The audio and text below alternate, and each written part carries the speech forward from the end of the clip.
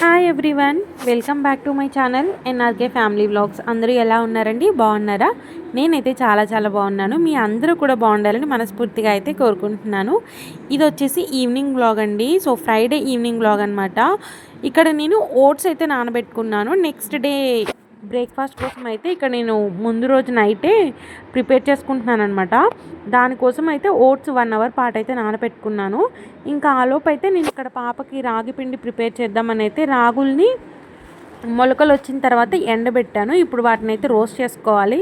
ఈ రాగి జావా చేయడానికి, రాగి పిండి ప్రిపేర్ చేయడానికి నాకైతే 3 డేస్ అయితే పట్టిందండి. ఒక రోజు ఓవర్ నైట్ మొత్తం అయితే వాటిని నానబెట్టాను. తర్వాత 1-2 డేస్ అయితే ఒక క్లాత్లో అయితే కట్టి పెట్టాను అనమాట. నాకు ఫస్ట్ ప్రిపేర్ చేసినప్పుడు కూడా మొలకలు చాలా చిన్నగా వచ్చాయి. ఇప్పుడు కూడా చాలా చిన్నగా వచ్చాయి అన్నమాట. అంటే ఫస్ట్ డే మనం క్లాత్లో పెట్టినప్పుడు ఏంటంటే రావట్లేదు. సరే అని చెప్పి దాన్ని అలానే సెకండ్ డే అయితే ఉంచాను. సో చిన్నగా అయితే మొలకలు వచ్చాయి.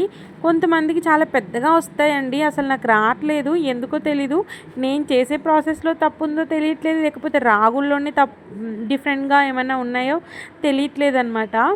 సరే అని చెప్పేసి ఇంకా ఆ రోజు అవి చిన్నగా మొలకలు వచ్చిన తర్వాత అయితే ఎండబెట్టేసుకొని ఇంకా ఈవినింగ్ అయితే ఇక్కడ రాగి జావ కోసం అయితే రోస్ట్ చేసుకుంటున్నాను.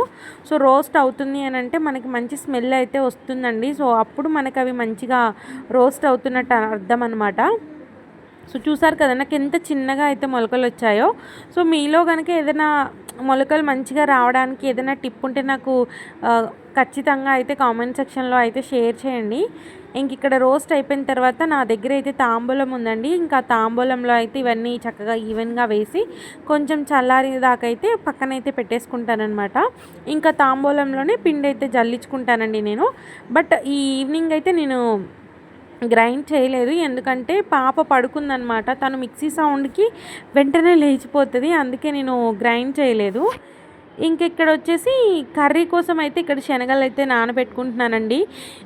ఈ కర్రీ ఎందుకు చేస్తున్నానంటే మనకి ఫంక్షన్స్ జరిగినప్పుడు కానీ, పూజలు జరిగినప్పుడు కానీ ఇలాంటి కాంబినేషన్ కర్రీ అయితే ఒకటి చూస్తూ ఉంటామన్నమాట. వంకాయ, ఆలు, టమాటా ఇలా శనగలు మిక్స్ చేసి వండుతూ ఉంటారు కదా. సో అలా నాకు ఈరోజు అయితే తినాలనిపించింది అనమాట. ఇంకా ఇంట్లో శనగలు అవైలబుల్గా ఉన్నాయి, బట్ ఆలు అండ్ టమాటా అవి ప్రస్తుతానికి అయితే అవైలబుల్గా లేవు. బట్ ఇంకా ఈరోజైతే వంకాయలో వేసి చేద్దాము ఎలా ఉంటుందా అని చెప్పేసి అయితే ట్రై చేశాను. చాలా బాగా వచ్చింది. ఇంకా మీతో కూడా షేర్ చేసుకుంటాను. ఇంకా అదే కడాయిలో అయితే నేను ఫస్ట్ కర్రీ చేసే ముందు రేపు మార్నింగ్ చట్నీ కోసం అయితే ఇన్స్టాంట్గా ఇలా ప్రిపేర్ చేసి అయితే పెట్టుకుంటున్నానండి. ప్రీవియస్గా నేను ఎప్పుడూ కూడా అదే రోజు చేసి ఒక 2 డేస్కి వచ్చేలాగా అయితే పెట్టుకునేదాన్ని అనమాట. బట్ నాకు అదంతా కంఫర్టబుల్గా అయితే అనిపించట్లేదు. కొంచెం 2 డేస్ అయిన తర్వాత ఏంటంటే చట్నీ ఫ్రిడ్జ్లో పెట్టేసరికి కొంచెం టేస్ట్ అనేది చేంజ్ అయిపోతుంది. అందుకే ఇంకా ఇలా అయితే అలవాటు చేసుకుంటున్నాను. ఇప్పుడు ఇలా మనకి ఎంతైతే క్వాంటిటీ, ఇది కూడా అండి నేను ఎక్కువ రోజులకైతే ప్రిపేర్ చేసుకోవట్లేదు. జస్ట్ 1 వీక్కి ఎంతైతే సరిపోతుందో అంతైతే నేను ప్రిపేర్ చేసుకుంటున్నాను అనమాట. సో దానికోసం అయితే ఆయిల్లో పల్లీలు అయితే వేసి బాగా ఫ్రై చేసుకున్నాను. అండ్ అలాగే పచ్చిమిర్చి కూడా ఫ్రై చేసుకున్నాను. ఇవి 2 బాగా ఫ్రై అయిన తర్వాత అప్పుడు నేను పుట్నాలు, వెల్లుల్లిపాయలు, జీలకర్ర, కొబ్బరి ఉంటే కొబ్బరి కూడా వేసుకోవచ్చు. నా దగ్గర ఇప్పుడు అవైలబుల్గా ఉంది కాబట్టి కొబ్బరి వేసుకున్నాను, లేదంటే అది ఆప్షనల్ అనమాట. ఇంకా అవన్నీ వేసుకొని ఇలాంటి బాక్స్లో అయితే స్టోర్ చేసి పెట్టుకుంటున్నానండి. ఇది 1 వీక్ మనం బయట పెట్టినా కానీ మనకి బాగానే ఉంటుందన్నమాట, పాడవకుండా. లేదు అని అనుకుంటే ఫ్రిడ్జ్లో అయితే పెట్టుకోవచ్చు. ఇంక ఇదైతే నాకు 1 వీక్కి సరిపడా అయితే చేసుకున్నానండి. మార్నింగ్ బ్రేక్ఫాస్ట్ చేసిన తర్వాత ఇంకా నేను అప్పటికప్పుడు అయితే గ్రైండ్ చేసుకుంటానమాట సాల్ట్ వేసుకొని. సో ఇదైతే నేను ఇప్పుడు రీసెంట్గా అలవాటు చేసుకున్నానండి, ఇన్స్టాంట్గా చట్నీ కోసం ప్రిపేర్ చేసి పెట్టుకోవడం. మనం ఇంకా పౌడర్ చేసి కూడా పెట్టుకోవచ్చు అనమాట. బట్ నేను ఇప్పుడైతే చెప్పాను కదా పాప పడుకుందని చెప్పి నేను గ్రైండ్ అయితే చేయట్లేదు. సో ఇలానే ఉంచేసి రేపు మార్నింగ్ వచ్చేసి నేను గ్రైండ్ చేస్తానమాట. ఇంకా శనగలు అయితే మనం కుక్కర్లో అయితే పెట్టాం కదండి, ఇంకా అది ఒక 10 విజిల్స్ అయితే రానివ్వాలి. ఒకవేళ శనగలు బయట పెట్టుకునే వాళ్ళు ఏంటంటే ఒక 4 to 5 విజిల్స్ వస్తే సరిపోతుంది.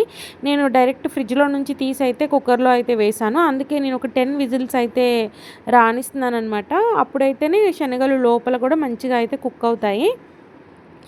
ఇంక ఇక్కడ వంకాయ అయితే 50% అయితే మనం మగ్గించుకోవాలి. దానికోసం అయితే ఇక్కడ ఆయిల్ అయితే వేసుకొని ఆవాలు, జీలకర్ర, పచ్చిమిర్చి ఉల్లిపాయలు, కరివేపాకు వేసుకొని అయితే ఫ్రై అవ్వనివ్వాలన్నమాట. అవి కొంచెం ఫ్రై అయిన తర్వాత కొంచెం పసుపు వేసుకొని మొత్తం మిక్స్ అయ్యేలాగైతే కలిపేసుకోవాలి. అండ్ అలాగే దాంట్లోకి కొంచెం అల్లం వెల్లుల్లి పేస్ట్ కూడా వేసుకొని పచ్చివాసన పోయేంత వరకు అయితే ఫ్రై చేసుకోవాలండి.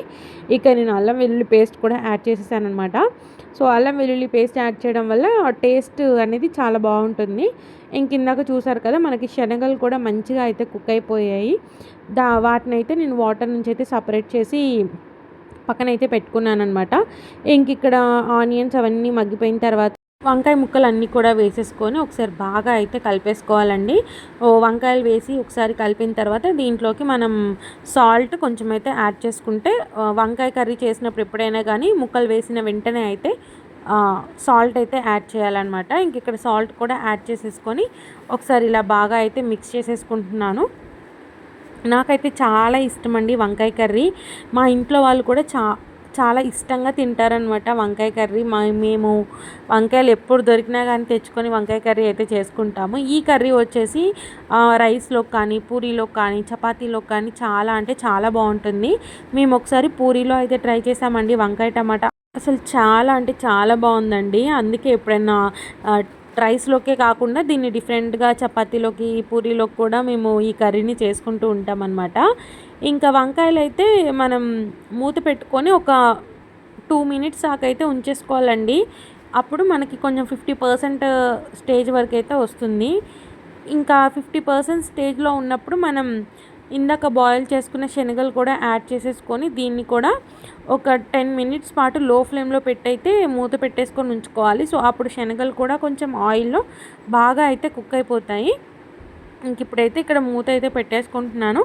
5 to 10 మినిట్స్ అయితే మూత పెట్టేసుకోవాలండి. ఇంకా ఆఫ్టర్ 5 to 10 మినిట్స్ తర్వాత ఇక్కడ శనగలు కూడా మంచిగా అయితే కుక్ అయిపోయాయి కదా. ఇప్పుడు దీంట్లోకి చిల్లీ పౌడర్ అయితే యాడ్ చేసుకోవాలి. టేస్ట్కి తగ్గట్టు చిల్లీ పౌడర్ కూడా యాడ్ చేసుకొని ఒకసారి బాగా మిక్స్ చేసుకోవాలన్నమాట. ఇంకా మీ దగ్గర ఏమైనా గరం మసాలా ఇవన్నీ ఉంటే కూడా యాడ్ చేసుకోవచ్చండి. ఇంకా టేస్ట్ అనేది చాలా బాగుంటుంది. బట్ నేనైతే ఇప్పుడు ఏమీ యాడ్ చేయట్లేదు. అయితే నేను ఇక్కడ ఇంకొకటి కూడా చేస్తున్నానండి. ఒక 5 మినిట్స్ చిల్లీ పౌడర్ వేసిన తర్వాత అయితే కూరని మగ్గనిచ్చిన తర్వాత పప్పు గుత్తితో అయితే ఒకసారి మెదుపుకుంటున్నాను అనమాట. ఎందుకంటే శనగలు మనకి కంటిన్యూస్గా తగులుతుంటే అసలు కర్రీని తినలేమన్నమాట. ఇక్కడ అందుకే నేను పప్పు గుత్తితో అయితే మెదుపుకున్నాను. సో కొంచెం మనకు గుజ్జు గుజ్జులాగా అండ్ అలాగే కొంచెం సీడ్స్ తగులుతూ ఉంటే కర్రీ అనేది టేస్ట్ బాగుంటుంది. ఇంకా అందుకే నేను ఇక్కడ పప్పు గుత్తితో అయితే మెదుపుకున్నాను. ఇంకా ఫైనల్గా కర్రీ అయితే రెడీ అయిపోయిందండి. నా డిన్నర్కి అయితే మంచిగా ప్లేట్లోకి అయితే సర్వ్ చేసేసుకున్నారు రైస్ అండ్ కర్రీ. ఇలాంటి గ్రేవీ కర్రీస్ చేసినప్పుడు నేను కొన్ని కర్రీస్కి నెయ్యితో అయితే ప్రిఫర్ చేస్తానన్నమాట. నెయ్యితో అయితే తింటాను. చాలా అంటే చాలా ఇష్టం నాకు అలా తినడం. ఇంకా అలా డిన్నర్ అయితే కంప్లీట్ చేసామండి. ఇందాక ఓట్స్ అయితే నానబెట్టుకున్నానని చెప్పాను కదా. సో రేపు మార్నింగ్ బ్రేక్ఫాస్ట్ కోసం అయితే ముందు రోజే నేను ఇలా పిండి అయితే పట్టేసి పెట్టుకుంటున్నాను అనమాట. ఓట్స్ అయితే 1 అవర్ అయితే నానబెట్టానండి. అటుకులు వచ్చేసి ఒక 5 మినిట్స్ నానితే సరిపోతాయి అనమాట. ఇందులో మనకి తిన్న అటుకులు, తిక్క అటుకులు అయితే ఉంటాయి కదా. సో దాన్ని బట్టి మనం నానబెట్టుకోవాలన్నమాట. ఇక్కడ వచ్చేసి 3 టేబుల్ స్పూన్స్ బియ్య పిండి అయితే తీసుకున్నానండి. అండ్ అలాగే ఒక అల్లం ముక్క అండ్ అలాగే ఒక పచ్చిమిర్చి 3 ముక్కలుగా అయితే కట్ చేసుకున్నాను. కొంచెం జీలకర్ర. సో వీటితో మనం రేపు మార్నింగ్ బ్రేక్ఫాస్ట్కి అయితే పిండిని ప్రిపేర్ చేసుకుంటాం. ఇందులో బియ్యపిండి వేయకపోతే ఏంటంటే మనకి దోశలు అనేవి సరిగ్గా రావన్నమాట. ఓట్స్ అనేది కొంచెం బంకలాగా వస్తుంది మనకి. అప్పుడు దోశలు అనేవి మనకి సరిగ్గా రావు. బియ్యపిండి వేయడం వల్ల ఏంటంటే దోశలు అనేవి చాలా బాగా వస్తాయన్నమాట. నేను ఆ క్లిప్ కూడా మీకు వీడియో ఎండింగ్లో అయితే చూపిస్తానండి, ఎలా వచ్చాయి దోశలు అని చెప్పేసి. అయితే నేను మార్నింగ్ వీడియో తీసి అయితే ఈ వ్లాగ్కి కంటిన్యూషన్గా అయితే యాడ్ చేశాను. ఇక్కడైతే ఫస్ట్ మిక్సీ జార్లో ఓట్స్, అల్లం, పచ్చిమిర్చి, జీలకర్ర వేసి ఫస్ట్ గ్రైండ్ అయితే చేసుకోవాలండి. అవి గ్రైండ్ అయిన తర్వాత అప్పుడు అటుకులు అయితే వేసుకొని గ్రైండ్ చేసుకోవాలి. ఇంకా ఇలా అయితే మనకి దోశ బ్యాటర్ అయితే రెడీ అయిపోయింది. ఇప్పుడు దీంట్లోకి నేను బియ్యపిండి అయితే యాడ్ చేసుకొని ఉండలు లేకుండా అయితే బాగా కలిపేసుకుంటున్నాను. బియ్యపిండి వేసాను కాబట్టి నేను అంటే ముందు రోజు నైటే ఈ ప్రాసెస్ అయితే చేసుకున్నానండి. మనం అప్పటికప్పుడు కూడా చేసుకోవచ్చు, బట్ నాకు రేపు మార్నింగ్ ఈజీగా అయిపోతుందని చెప్పేసి నేను ఇలా చేసి ముందే అయితే పెట్టుకున్నాను అనమాట. సో ఇంకా ఇది వచ్చేసి మార్నింగ్ క్లిప్ అండి. దోశలు ఎలా వస్తున్నాయని చెప్పేసి మీకు చూపిద్దామని చెప్పేసి నేను ఈ క్లిప్ అయితే యాడ్ చేశాను. ఫస్ట్ నేను ట్రై చేసినప్పుడు అండి నేను బియ్యం పిండి యాడ్ చేయలేదనమాట. అప్పుడు నాకు అస్సలు దోశలు వేయడం రాలేదు. మొత్తం పెనంకి అతుక్కుపోయేవన్నమాట పిండి. బట్ ఈసారి మాత్రం చాలా పర్ఫెక్ట్గా అయితే వచ్చాయి. డెఫినెట్గా మీరు ఇది మీ బ్రేక్ఫాస్ట్లో అయితే ఇంక్లూడ్ చేసుకోవచ్చు. అండ్ ఎవరైతే డైట్ చేస్తున్నారో మీ డైట్లో అయితే ఇలాంటి బ్రేక్ఫాస్ట్ అయితే ఇంక్లూడ్ చేసుకోండి, చాలా బాగా యూజ్ అవుతుంది. ఇంకా ఇదండి వ్లాగ్. హోప్ అయితే మీకు నచ్చింది అనుకుంటున్నాను.